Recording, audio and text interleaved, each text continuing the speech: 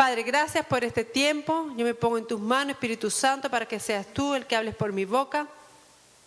Y aplico la sangre que brotó de la corona de espinas sobre cada mente de los que estamos aquí, Señor, para que sea abierto el entendimiento y recibamos la palabra y la atesoremos para ponerla por obra. Gracias, Señor, en el nombre de Jesús. Amén.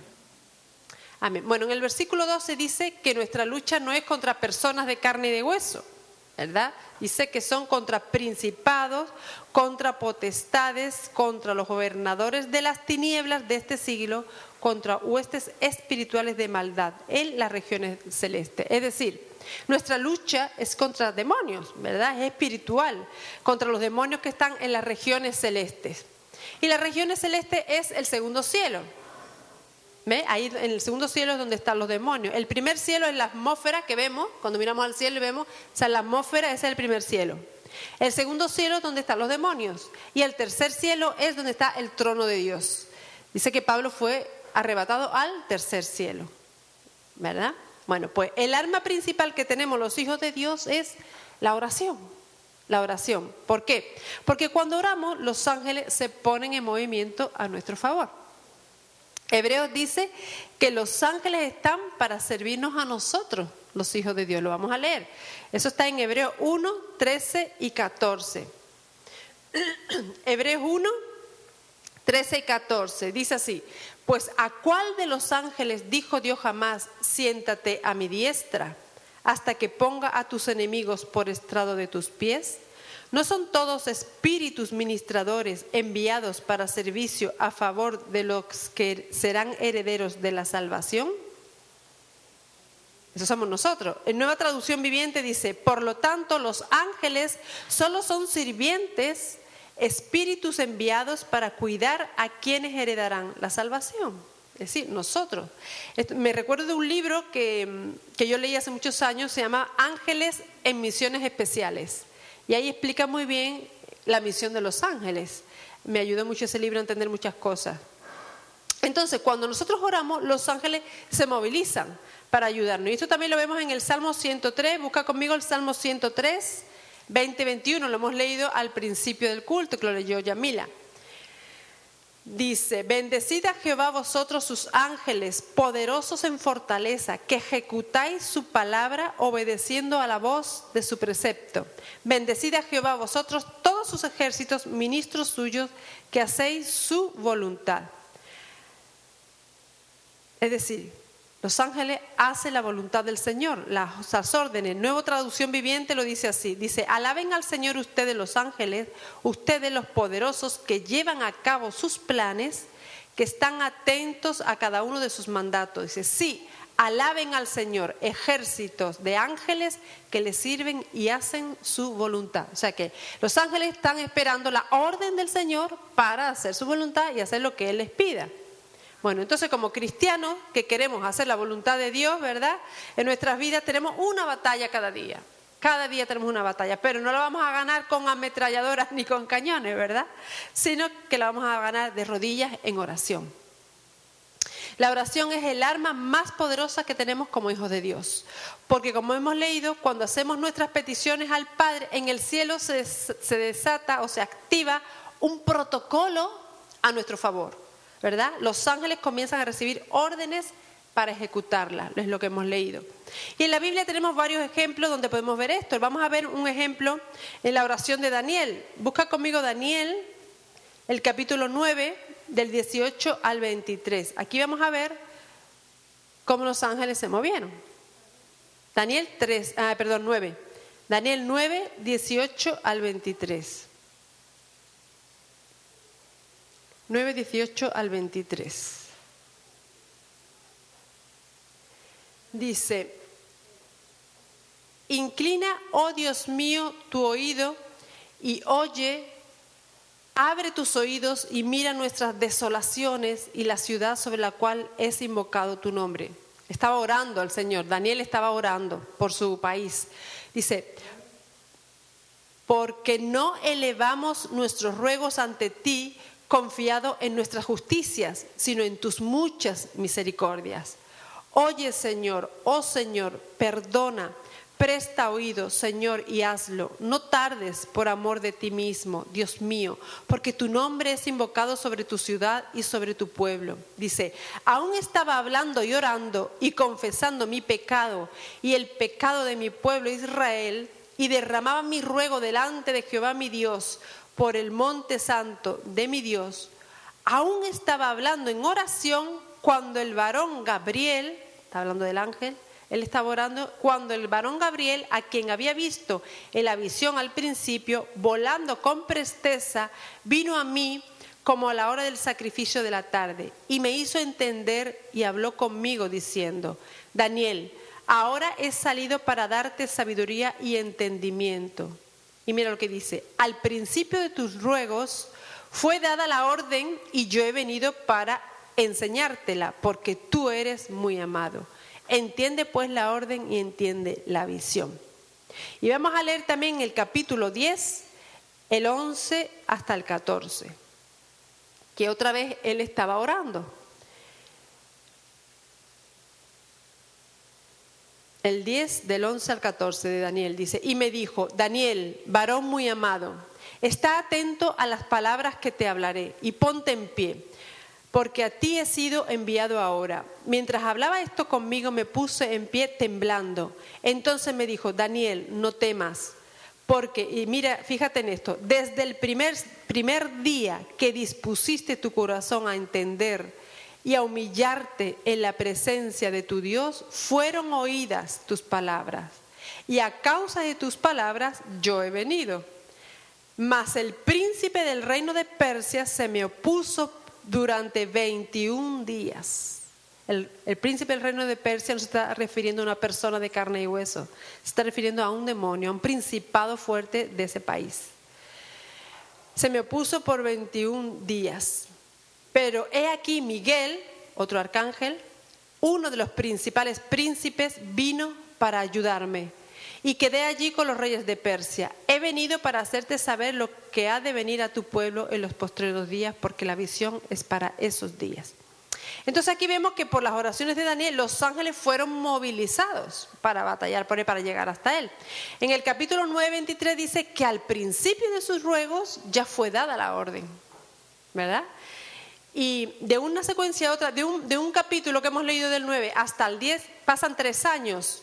Porque si lo lees al comienzo del capítulo, dice en el primer año del rey Darío, y después en el 10 dice en el tercer año del rey Darío. O sea, ya habían pasado 3 años. Pero la dinámica es la misma, ¿verdad? La dinámica es la misma. Los ángeles reciben la orden del Padre, ¿verdad? Para batallar por Daniel a causa de su oración. Eso es lo que hemos leído. Entonces, igualmente ocurre con nosotros. No pensamos que con nosotros es diferente. Es lo mismo, no estamos solos en esta batalla, ¿verdad? Los ángeles pelean a nuestro favor. Y lo que tenemos que saber es que aunque tengamos que pasar por pruebas, porque las tenemos que pasar, porque estamos en este mundo, ¿verdad? Nunca vamos a estar solos, nunca, ¿verdad? Primero porque Jesús, el Mesías, ya antes de irse de este mundo, ¿qué dijo? He aquí, yo me voy, pero he aquí, yo estoy con vosotros todos los días hasta el fin del mundo, ¿verdad? Él ya lo dijo. Pero además porque sus ángeles también nos protegen y nos ayudan. Y esto también lo vamos a ver en el capítulo 3 de Daniel con los amigos de Daniel, Sadrach, Mesach y Abednego, que ya el pastor lo nombró en otra predicación que tuvo. Vamos a leer lo que pasó cuando los tiraron al fuego ardiendo, ¿verdad? Al horno de fuego ardiendo, por no querer adorar la estatua del rey Nabucodonosor. Porque ellos se querían mantener firme en su adoración solo a Dios, ¿verdad? Al Dios verdadero. Entonces vamos a ver lo que pasó cuando salieron del horno. Porque echaron al horno, fueron echados, ¿verdad? Aquí vemos que muchas veces Dios no nos libra de la aflicción. Quisiéramos no tener ningún tipo de aflicción, pero entonces no se cumpliría la palabra del Señor. Y Dios en eso Jesús fue muy claro, Él no nos mintió. Él antes de irse dijo, en el mundo tendréis aflicción. Pero no lo dejó ahí, ¿verdad? Dice, pero confiad, yo he vencido al mundo. Entonces, porque Él venció, nosotros vamos a vencer también. Pero las pruebas las tenemos que pasar. Pero vamos a ver de qué manera. Capítulo 3 de Daniel, 17 hasta el 30. Vamos a leerlo, que es muy bonita esta historia. 17 hasta el 30. Dice: he aquí nuestro Dios a quien servimos, eso se lo estaban diciendo ellos tres al rey, puede librarnos del horno de fuego ardiendo, y de tu mano, oh rey, nos librará. Dice, puede hacerlo y lo va a hacer. O sea, ellos lo creían. Dice, y si no, o sea, si en su soberanía él no quiere, sepas, oh rey, que no serviremos a tus dioses, ni tampoco adoraremos la estatua que has levantado. Entonces Nabucodonosor se llenó de ira y se demudó el aspecto de su rostro contra Sadrach, Mesach y Abednego, y ordenó que el horno se calentase 7 veces más de lo acostumbrado. Y mandó a hombres muy vigorosos que tenían en su ejército que atasen a Sadrach, Mesach y Abednego para echarlos en el horno de fuego ardiendo. Entonces estos varones fueron atados con sus mantos, sus calzas, sus turbantes y sus vestidos, y fueron echados dentro del horno de fuego ardiendo. Y como la orden del rey era apremiante y lo habían calentado mucho, la llama de fuego mató a aquellos que habían alzado a Sadrach, Mesach y Abednego. O sea, solo al acercarse ellos, los otros ya quedaron fritos. Esa es la palabra. Y estos 3 varones, Sadrach, Mesach y Abednego, cayeron atados dentro del horno de fuego ardiendo. Entonces el rey Nabucodonosor se espantó y se levantó apresuradamente y dijo a los de su consejo: ¿no echaron a 3 varones atados dentro del fuego? Ellos respondieron al rey: es verdad, oh rey. Y él dijo: he aquí yo veo 4 varones sueltos que se pasean en medio del fuego sin sufrir ningún daño, y el aspecto del cuarto es semejante a hijo de los dioses. Entonces Nabucodonosor se acercó a la puerta del horno de fuego ardiendo y dijo: Sadrach, Mesach y Abednego, siervos del Dios Altísimo, salid y venid.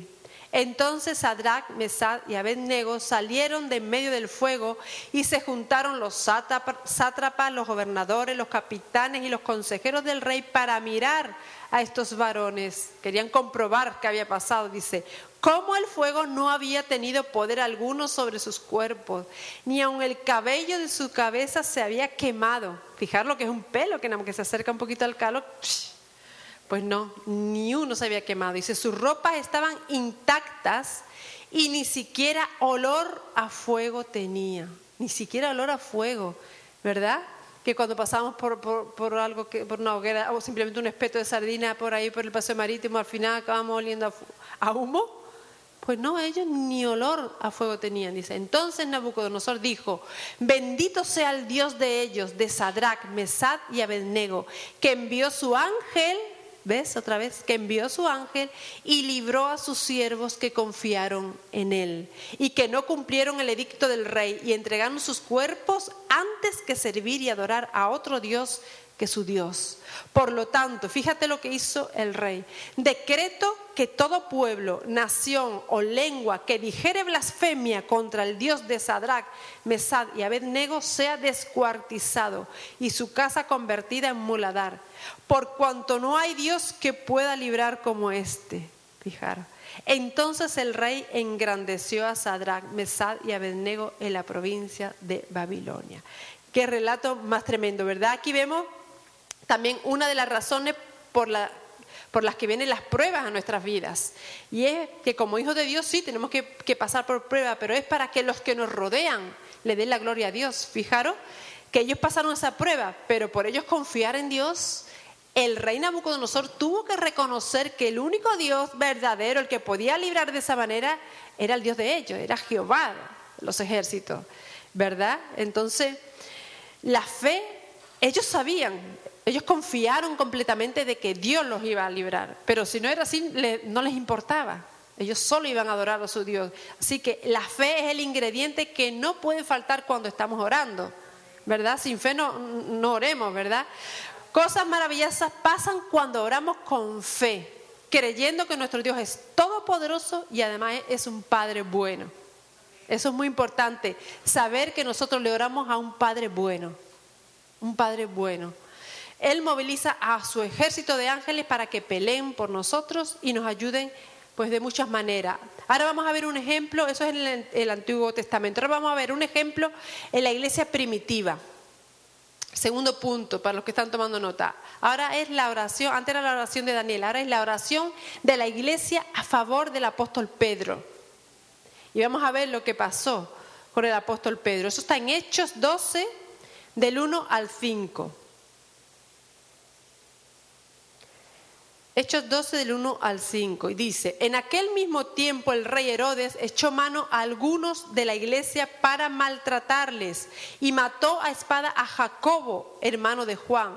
Ser cristiano en aquellos tiempos no era nada fácil. Jacobo lo mataron. Dice, y viendo que esto había agradado a los judíos, procedió a prender también a Pedro, al apóstol Pedro. Eran entonces los días de los panes sin levadura. Y habiéndole tomado preso, le puso en la cárcel, entregándole a 4 grupos de soldados de cada uno. Dice, a 4 grupos de 4 soldados cada uno para que lo custodiase. Es decir, 16 personas. 16 personas solo para custodiar al apóstol Pedro. Dice, y se proponía sacarle al pueblo después de la Pascua. Así que Pedro estaba custodiado en la cárcel. Dice, pero, o sea, conjunción adversativa, pero no obstante, a pesar de que eso estaba bien negro, la iglesia hacía sin cesar oración por él. Si nos fijamos bien, aquí no dice que la iglesia estaba orando solamente, dice que oraba sin cesar, sin cesar. Cuando queremos que Dios obre un milagro, no podemos dejar de orar.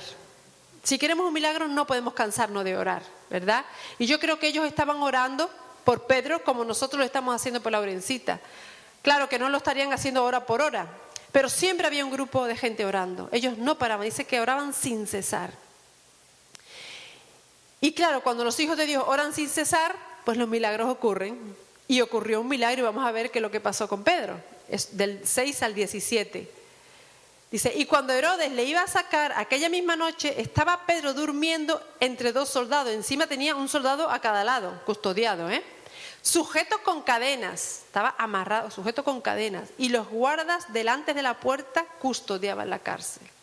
Y he aquí que se presentó un ángel del Señor, y una luz resplandeció en la cárcel, y tocando a Pedro en el costado, le despertó, diciendo, levántate pronto, dice, y las cadenas se le cayeron de las manos.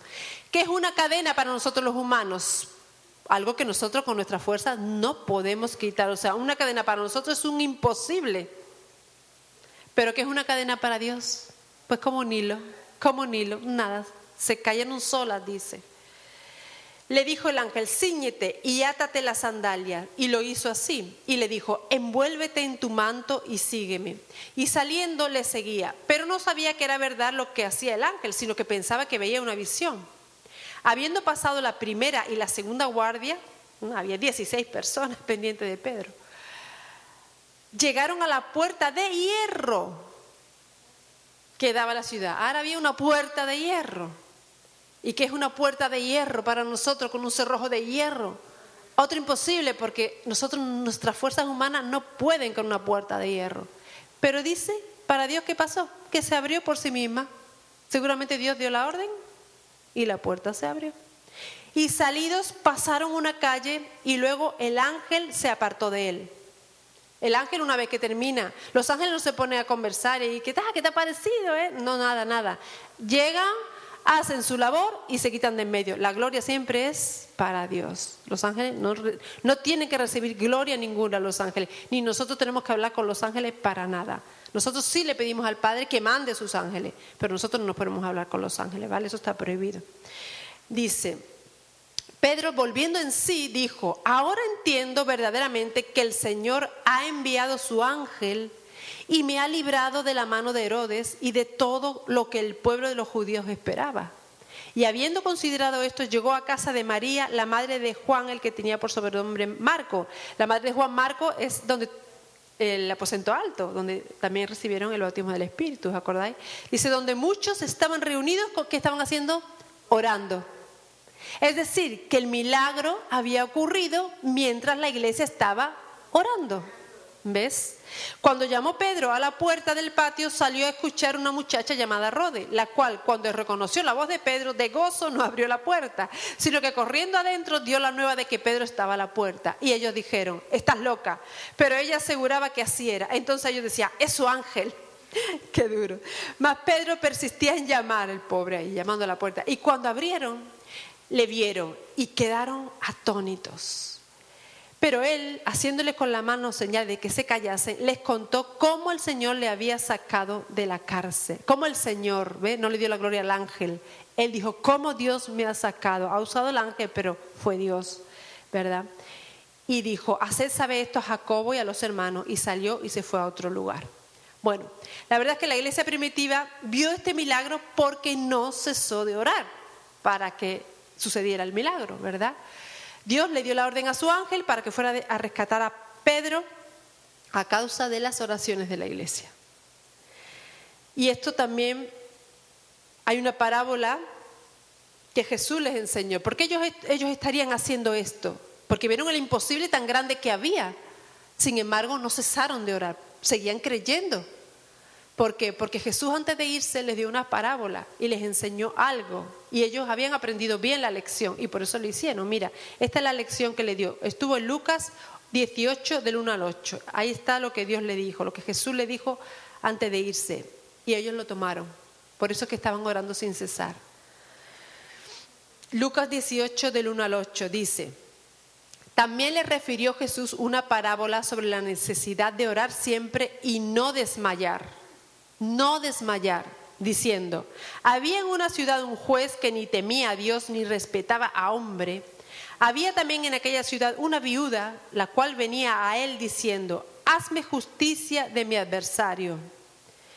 Y él no quiso por algún tiempo, pero después de esto dijo entre sí, aunque ni temo a Dios, ni tengo respeto a hombre, sin embargo, porque esta viuda me es molesta, le haré justicia, no sea que viniendo de continuo me agote la paciencia. Y dijo el Señor, oíd lo que dijo el juez injusto.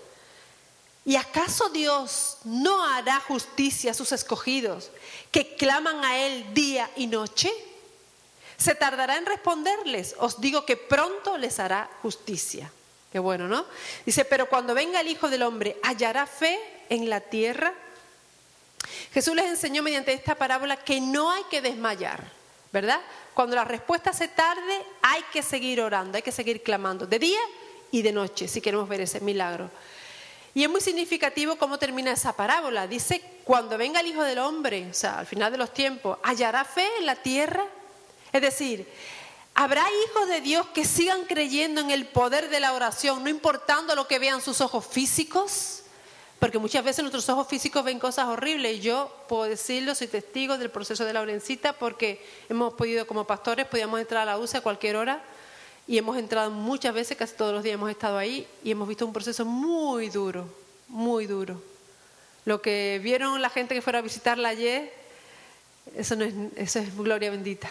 De que la niña está perfecta, pero la niña ha estado muy malita. Entonces, los padres se han tenido ahí que postular en creer lo que Dios dijo, no lo que estaban declarando los médicos. Ellos cada declaración que hacían los médicos la cancelaban en el nombre de Jesús. Y sobre todo, yo estaba ahí firme, no. Dios me ha dicho que mi hija sale y yo rechazo ese diagnóstico. Y da igual lo que vean mis ojos, mi hija está sana. Y él se postuló ahí. Y cuando uno le cree a Dios, no importando las circunstancias, los milagros ocurren. Pero si nos ponemos a mirar las circunstancias, que es lo que el diablo quiere, pues entonces nos desanimamos, nos venimos abajo y dejamos de orar, nos ponemos a llorar. Pero los lloros no valen para nada, lo que vale es la fe. Tenemos que seguir creyendo, ¿verdad? Entonces ellos cumplieron lo que Jesús les enseñó. Porque los primeros cristianos, francamente, ellos lo pasaban muy mal por predicar el evangelio, ¿verdad? Pero ellos creían además que Jesús iba a volver pronto por su iglesia. Pero claro, los prontos de Dios no son los prontos nuestros, ¿no? Y ellos querían ser de los que seguían creyendo, no importando lo que vieran sus ojos. Y nosotros tenemos que ser de esos, hermanos. Tenemos que ser. Yo estoy segura de que todo Kairos, en este proceso, hemos subido otro nivel de fe.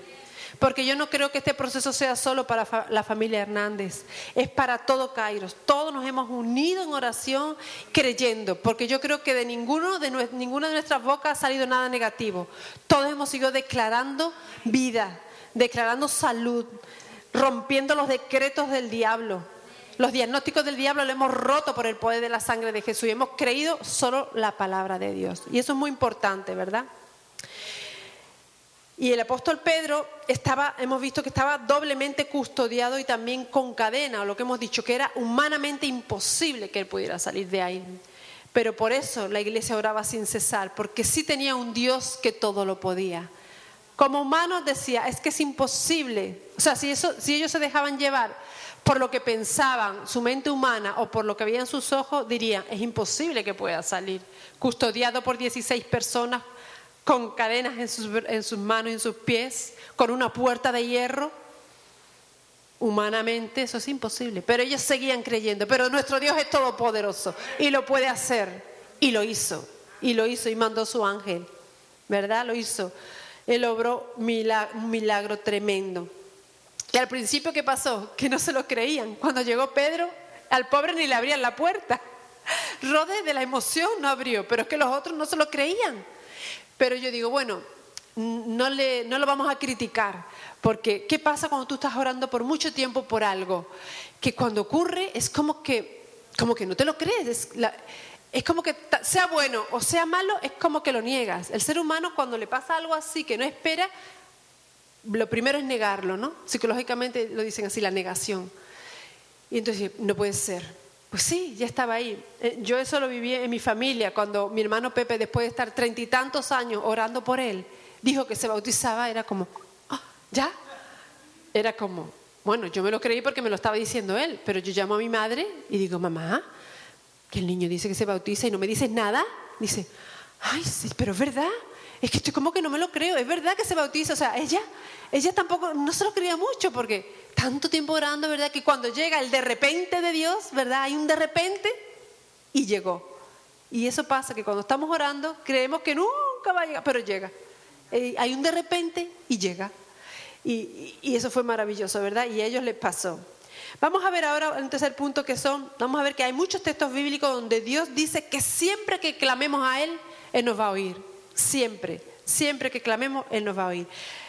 Jeremías 33:3. El punto 3 se llama textos bíblicos que evidencian que Dios nos oye. Y yo creo que lo sabemos de memoria, ¿no? Clama a mí y yo te responderé y te enseñaré cosas grandes y ocultas que tú no conoces. Clama a mí y yo te responderé. El Señor siempre responde, siempre. Lo que pasa es que algunas veces nos dice espera. Y cuando nos dice espera, ahí nos cuesta un poquito más. Pero si tenemos la calma, ¿verdad? Porque paciencia significa esperar sin estar ansioso. O sea, esperar confiando de que está al control de todo, que no se equivoca, que sus kairos son perfectos y que cuando el proceso está totalmente terminado, entonces ocurre.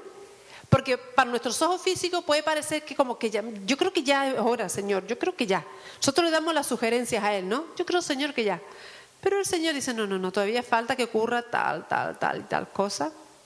Entonces no nos da toda la explicación, pero Él sabe sus kairos, que son perfectos, ¿verdad? Clama a mí y yo te responderé. Después en el Salmo 34 hay muchos versículos que lo dicen. Vamos a leer el 34:4, el 6, el 7, el 15, el 17 y el 19. Vamos a empezar por el 4, dice: busqué a Jehová y Él me oyó y me libró de todos mis temores. Yo el Salmo 34 le llamo la mejor tila que podemos tomarnos por la noche, por el día. Cuando tú estés nervioso por algo, tenga temor por algo, la mejor tila es el Salmo 34. Este pobre clamó y le oyó Jehová y lo libró de todas sus angustias. Estás en angustia, clama al Señor, porque Él es el que te puede librar. Dice, el ángel de Jehová acampa alrededor de los que le temen y los defiende. Él pelea nuestras batallas, Él es el que nos defiende. Después dice, los ojos de Jehová están sobre los justos y atentos sus oídos al clamor de ellos. ¿Quiénes son los justos? Los que somos justificados por la sangre de Jesús, sus hijos. Y cuando sus hijos claman, dice que sus oídos están atentos. Después dice, claman los justos y Jehová oye y los libra de todas sus angustias. Y el último, el 19, dice, muchas, fíjate que no dice algunas, muchas son las aflicciones del justo, pero de todas ellas le librará Jehová. Entonces no queramos no pasar por nada, porque dice aquí que muchas son, que aunque los justos también tienen muchas dificultades. A mí no me gusta cuando he escuchado predicadores desde el púlpito diciendo, acércate a Jesús, que cuando te acerques a Jesús se te acabaron los problemas. Mentira.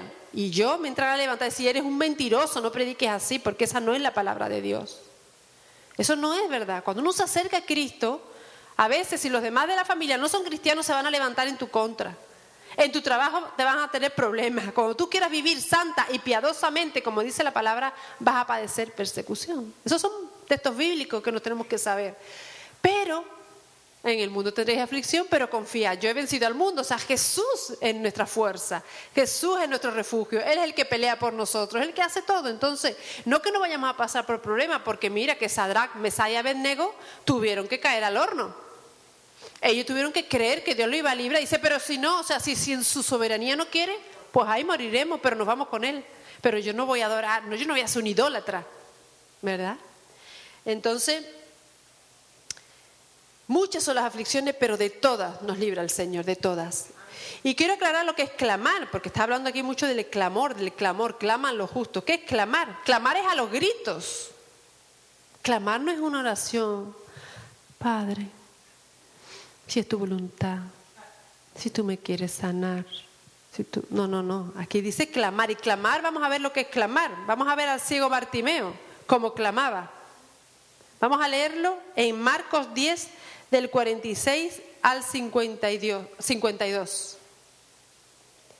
Marcos 10, del 46 al 52.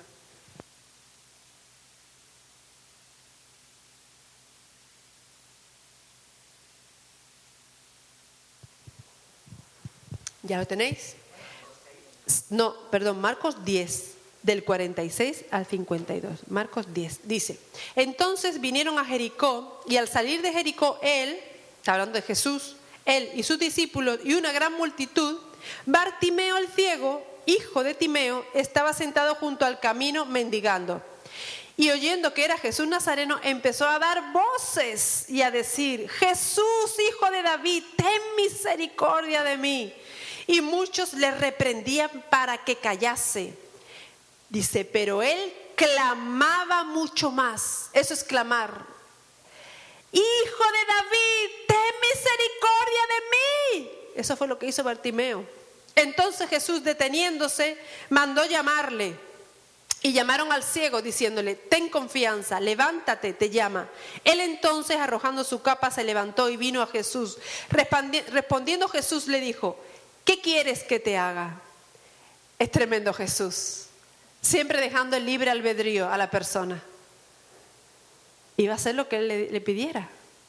Él sabía, pero ¿qué quieres que te haga? Y el ciego le dijo, maestro, que recobre la vista. Y Jesús le dijo, vete, tu fe te ha salvado. Y enseguida recobró la vista y seguía a Jesús en el camino.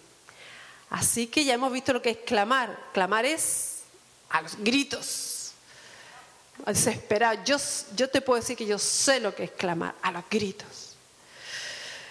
Y si nosotros como padres, cuando nuestros hijos nos piden, ¿verdad? Cuando nos piden algo, cuando nos piden ayuda, estamos ahí, ¿cómo no lo va a hacer Él, que es el Padre por excelencia? Él es nuestro Padre, Él siempre nos va a oír y Él siempre nos va a ayudar. Y hay muchísimos salmos que hablan de que Dios siempre nos oye mucho, pero no los vamos a leer. Vamos a centrarnos ahora en un texto que está en 2 de Crónicas 7:14. Yo creo que muchos lo sabemos de memoria. Si se humillare mi pueblo, sobre el cual mi nombre es invocado, y oraren y buscaren mi rostro y se convirtieren de sus malos caminos, entonces yo oiré desde los cielos y perdonaré sus pecados y sanaré su tierra. Aquí vemos la actitud que debemos de tener los hijos de Dios para orar, ¿verdad? Cuando nos acercamos a Dios en oración, aquí vemos la actitud que hay que tener. Dice, en primer lugar hay que humillarse, ¿verdad? Humillarnos y reconocer que Él es Dios y nosotros no. Él es Dios y nosotros no. Que Él está por encima de nosotros y lo controla todo. Y nosotros no podemos controlar nada. Eso es ser humilde. La humildad no es gente pobre. Hay gente que confunde que el ser humilde es ese pobre. No, uno puede ser pobre y muy orgulloso. Y alguien puede tener mucha riqueza y ser humilde. La humildad es una actitud del corazón, ¿verdad? Entonces, humillarnos es reconocer nuestra pequeñez delante de Él. Él es Dios, nosotros no. Él sabe todo, nosotros no. Él controla todo y nosotros no. Eso es humildad. Saber que dependemos de Él, que le necesitamos a Él, ¿verdad? Y después de humillarnos, reconociendo su grandeza y su poder, entonces orar, dice aquí, si se humillaren mi pueblo y oraren, dice, y buscaren mi rostro. Tenemos que buscar su rostro, no sus manos.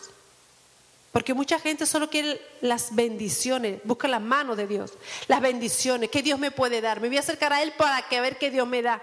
Pero aquí dice que busquemos su rostro, ¿verdad? Hay mucha gente que solo se acerca a Dios por lo que Él le puede dar, pero no le alaba por lo que Él es. No le alaba por lo que Él es, por su bondad, por su fidelidad, su paciencia, su amor inagotable e incondicional y un largo etcétera, ¿verdad? Cuando queremos que Dios nos oiga y actúe en nuestro favor, tenemos que ser humildes, como hemos leído, acercarnos a Él, buscar su rostro, no sus manos. Pero también hemos leído, dice, y se convirtieren de sus malos caminos.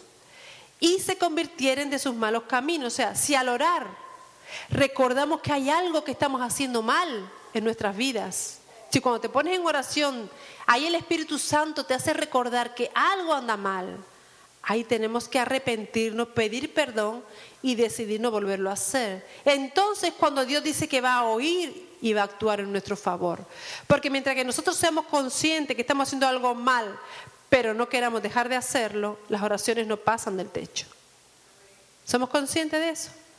Entonces, hay que humillarse, orar buscando su rostro y dejarlo de hacer lo que estamos haciendo mal. Y entonces el Señor va a oír, ¿verdad? Y en cuanto al clamor, voy a decir algo más. Una cuña que el Espíritu Santo me dijo que metiera. Y digo que metiera porque fue al final de todo el mensaje y como esto es un iPad, pues no hay problema, se mete en medio. Me dijo el Señor que metiera. Que en cuanto al clamor, Dios no solo escucha nuestro clamor de los hijos de Dios, también escucha el clamor de los oprimidos y de los débiles. Y lo vamos a leer, lo dice Santiago 5:4. Mira, Santiago 5:4 dice, he aquí clama el jornal de los obreros que han cosechado vuestras tierras, el cual por engaño no les ha sido pagado por vosotros. Y los clamores, aquí está el clamor, y los clamores de los que habían cegado han entrado en los oídos del Señor de los ejércitos.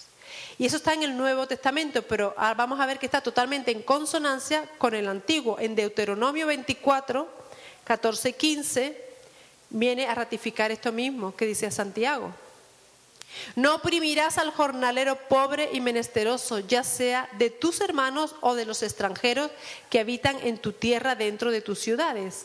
En su día, escucha bien, en su día le dará su jornal y no se pondrá el sol sin dárselo. Pues ese es pobre y con él sustenta su vida. ¿Por qué? Aquí lo dice, para que no clame contra ti a Jehová y sea en ti pecado. Esta palabra es para los que tengan a su cuenta, o sea, para que lo tengan en cuenta los empresarios o los autónomos que tienen gente a su cargo, ¿verdad? Para que no dejen de pagar cuando es debido, porque dice que Dios va a escuchar el clamor de sus empleados, de sus colaboradores, y le va a ser contado por pecado. Lo hemos leído en la palabra de Dios.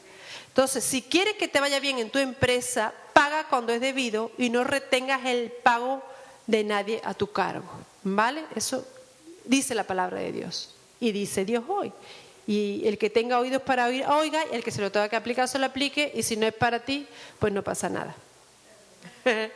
Yo ya fui obediente y ya lo dije. Y por último, el cuarto punto, vamos a ver el tiempo de oración de Jesús y por qué Jesús oraba tanto. El tiempo de oración de Jesús. Vamos a ver que Jesús oraba en muchas ocasiones. No vamos a leer todos los textos, lógicamente, solamente vamos a leer 2. Dice, Lucas 6, 12 y 13, mira lo que dice.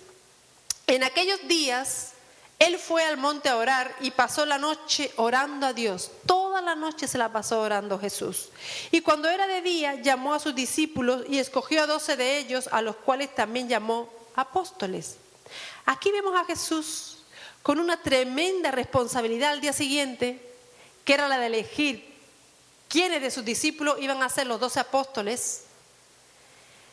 Entonces dice que se pasó toda la noche orando al Padre, porque él sabía lo que tenía que hacer por la mañana. Esto nos da ejemplo, ¿verdad? Nos da ejemplo de que cuando tengamos decisiones importantes que tomar, no las podemos tomar a la loca. No las podemos tomar sin pasar tiempo de oración antes, para que sea el Espíritu Santo el que nos esté guiando. Porque si Jesús, que era Hijo de Dios, lo hacía, ¿cuánto más nosotros tenemos que hacer, verdad? No tomes ninguna decisión importante en tu vida sin pasar tiempo de oración antes, que sea el Espíritu Santo el que te esté guiando. Y Lucas 5, 15 y 16 también vemos a Jesús orando, dice.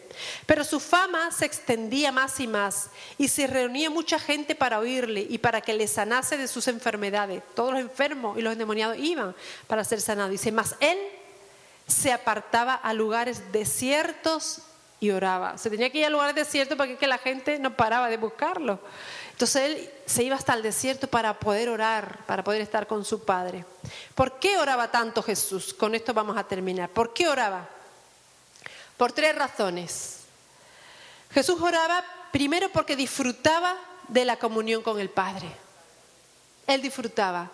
Dice en Juan 17, 24 que en ese texto se ve que él recuerda, no lo vamos a leer, él recuerda la relación que tenía ellos dos, antes de que él bajara a la tierra. Cómo el Padre lo amaba desde antes de la fundación del mundo, dice en Juan. Que ellos vean cuánto tú me amabas. Él necesitaba esa comunión con el Padre, porque él se había separado para venir a la tierra, pero siempre había estado con el Padre. Entonces él necesitaba ese disfrute de la compañía del Padre, ¿verdad? Después, en segundo lugar, oraba porque en su humanidad, porque era 100% hombre, dependía totalmente del Padre. Como hombre tuvo las mismas aflicciones y miserias que nosotros, porque él pasó por todo, eso también lo dice la palabra. Y su sostenimiento, provisión y protección venía del Padre. Entonces, por eso es que él oraba. Dice Hebreos 5, del 7 al 9. Dice, y Cristo en los días de su carne, o sea, cuando estuvo aquí en la tierra, ofreciendo ruegos y súplicas con gran clamor y lágrimas al que le podía librar de la muerte, fue oído a causa de su temor reverente. Dice, y aunque era hijo, por lo que padeció, aprendió la obediencia. Porque las pruebas hacen que aprendamos obediencia. Porque Jesús dice que aprendió la obediencia por lo que padeció. Dice, y habiendo sido perfeccionado o madurado, vino a ser autor de eterna salvación para todos los que le obedecen. Entonces, él en su humanidad dependía totalmente del Padre. Y en tercer lugar, para darnos ejemplo de una vida que agrada a Dios, que agrada al Padre. Él nos dio ejemplo de una vida que le agrada. Él no solo dijo, orad, tenéis que orar. No, él oraba. Él daba el ejemplo, ¿verdad? Hay una frase que dice que 1 gramo de ejemplo vale más que 1 tonelada de consejo. A ti te pueden aconsejar, padres, podéis aconsejar a vuestros hijos que lean la Biblia, que si no os ven leerla vosotros, no la van a leer. Podéis aconsejar que oren, que si no os ven orar, no lo van a hacer. Los niños aprenden por lo que ven, por la instrucción. La instrucción requiere ejemplo de vida, ¿verdad? Entonces Jesús nos dio ejemplo de vida, por eso es que él oraba, ¿verdad? Y en las cartas del Nuevo Testamento, pues también vemos muchos textos que nos instan a perseverar en la oración. Filipenses 4, 6 y 7, que también nos lo sabemos, ¿verdad? Por nada estéis afanosos, por nada estéis angustiados, ¿verdad? Sino sean conocidas vuestras peticiones delante de Dios en toda oración y ruego, con acción de gracias. Y la paz de Dios, que sobrepasa todo entendimiento, guardará vuestros corazones y vuestros pensamientos en Cristo Jesús. Hermanos, debemos de preocuparnos menos y orar más, ¿verdad? Preocuparnos menos y orar más. Y dar gracias, porque Dios sí sabe lo que tiene que hacer con lo que le estamos planteando. Dice, con acción de gracias. Ora con acción y ruego y con acción de gracias. Señor, toma y gracias, porque tú ya sabes lo que vas a hacer con eso que te estoy entregando. Porque yo no tengo ni idea qué hacer con esto. Pero ahí está.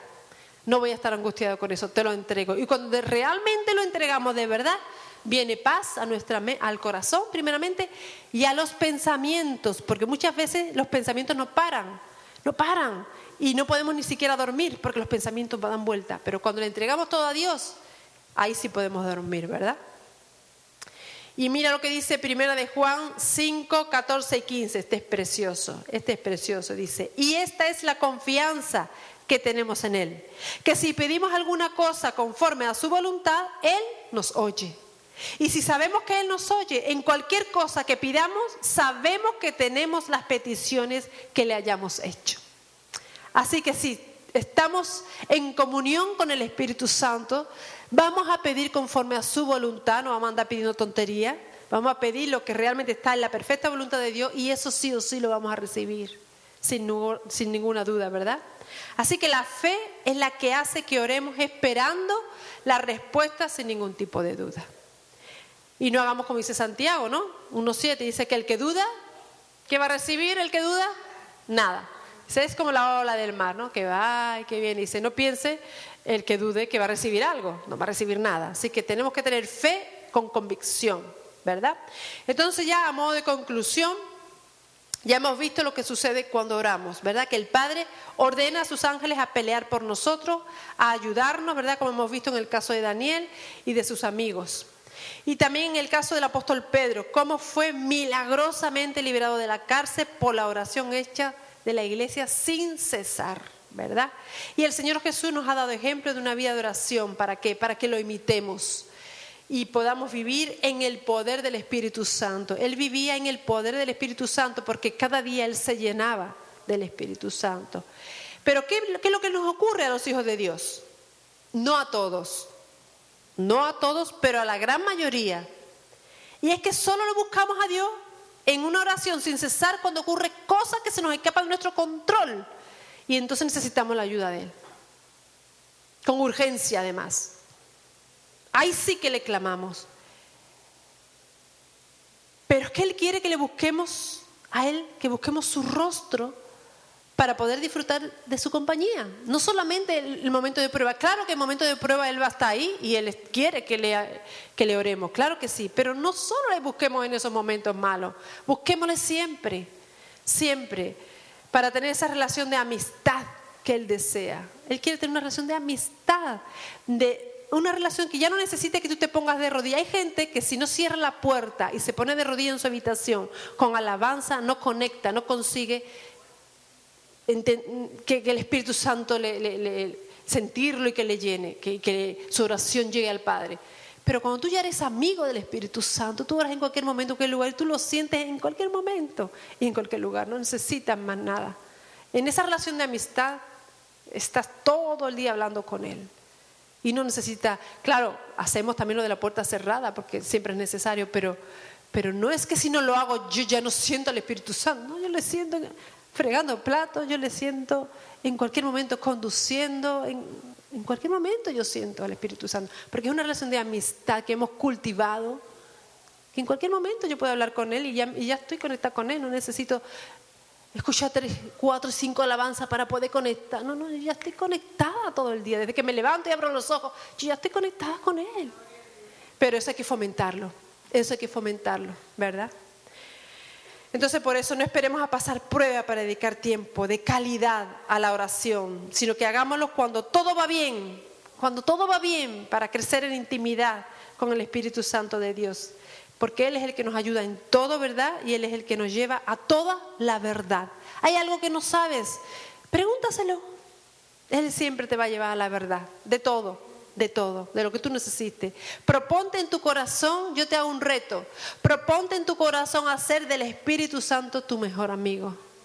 Si tú lo haces, vas a ver que ya no vas a estar buscando en las personas nada. Porque no hay nada que Él no te pueda dar. Cuando tú tienes de amigo al Espíritu Santo, la gente ya no la necesitas tanto. Qué bueno la gente, nos amamos, qué bueno pasar tiempo juntos. Pero si no están, no pasa nada. Porque tú tienes a tu mejor amigo que no te falla y nunca te va a fallar. Yo siempre le he dicho a mis hijas, el único que no te falla es Él. Las personas te van a fallar, papá y mamá te vamos a fallar. Desde bien chiquitita mis hijas saben eso. Papá y mamá te van a fallar. El que no te falla es Jesús. Sé amigo del Espíritu Santo, que es el que está aquí con nosotros, con la iglesia, ¿verdad? Dice que el Padre está sentado en el trono, el Hijo está a la derecha, intercediendo por nosotros. Él es nuestro abogado, ¿verdad? Qué bueno saber que siempre tenemos un abogado que nos va a defender. Siempre va a hablar por nosotros, ¿verdad? Y después tenemos al Espíritu Santo, que es el que vino. Cuando Él se fue, dice, pero no voy a dejar huérfanos. Nos mandó al Espíritu Santo. Y ese es el que tenemos con nosotros para todo. Cuenta con Él para todo, ¿verdad? Con Él puedes hablar de cualquier cosa, porque Él está deseoso de contestar todas tus preguntas. Todas. Jóvenes, cosas que no entendáis, preguntárselo al Espíritu Santo. Él los va a contestar. Pero no olvides una cosa muy importante, no olvides rendir tu voluntad a Él. Eso es muy importante, rendir la voluntad a Él y dejar que sea Él el que nos ayude a tomar las decisiones diarias. Porque al cabo del día tomamos muchísimas decisiones y nos podemos equivocar mucho. Como humanos que somos, ¿verdad? Porque como humanos, ¿quién nos falla? Todos fallamos. Pero si rendimos nuestra voluntad en la mañana, cuando nos ponemos la armadura espiritual y nos ponemos el casco de la salvación o el yelmo de la salvación, ahí le rendimos la voluntad al Señor para que Él sea el que nos dirija en todo. Amén. No seamos tan autosuficientes, porque no somos autosuficientes. Lo necesitamos a Él, ¿verdad? Lo necesitamos a Él. Así que cuando estamos en una guerra espiritual no podemos dejar de orar, porque nuestra oración ayuda en la batalla a los ángeles. Los ángeles pelean por nosotros, pero es nuestra oración la que le da la victoria. Eso tenemos que saber, ¿verdad? Muchas veces el Espíritu Santo es el que nos guía a orar en lenguas. ¿No has sentido eso? Que ya no sabías cómo orar y tienes la orden del Espíritu Santo de que te pongas a orar lengua. En este proceso de Laurencita ha habido momentos que el Espíritu Santo ha dado esa oración y yo llamaba a la intercesora, orando lengua todas orando lengua ahora mismo, porque había problemas con la plasmaféresis y había que orar lenguas. ¿Por qué? Porque es el Espíritu Santo el que ora como conviene, y eso lo dice Romanos 8:26, dice, y de igual manera el Espíritu nos ayuda en nuestra debilidad, pues ¿qué hemos de pedir como conviene? No lo sabemos, pero el Espíritu mismo intercede por nosotros con gemidos indecibles, ¿verdad? Por eso yo digo que todo seguidor de Jesucristo debe anhelar ser bautizado en el Espíritu Santo o con el Espíritu Santo, ¿verdad? Con la evidencia de hablar en lenguas y profetizar. En primer lugar, porque para ser testigos eficaces. El bautismo del Espíritu para ser testigos eficaces de lo que Dios ha hecho en nuestra vida, que no nos dé temor, tener de nuevo valentía, ¿verdad? Pero después, en segundo lugar, para poder orar en lenguas, que es un arma muy poderosa contra Satanás y contra sus demonios, ¿verdad? Porque es el Espíritu el que ora por nosotros. Y muchas veces cuando no sabemos que oramos en lengua, y Satanás tiene que huir. Amén. Bueno, pues hasta aquí la palabra.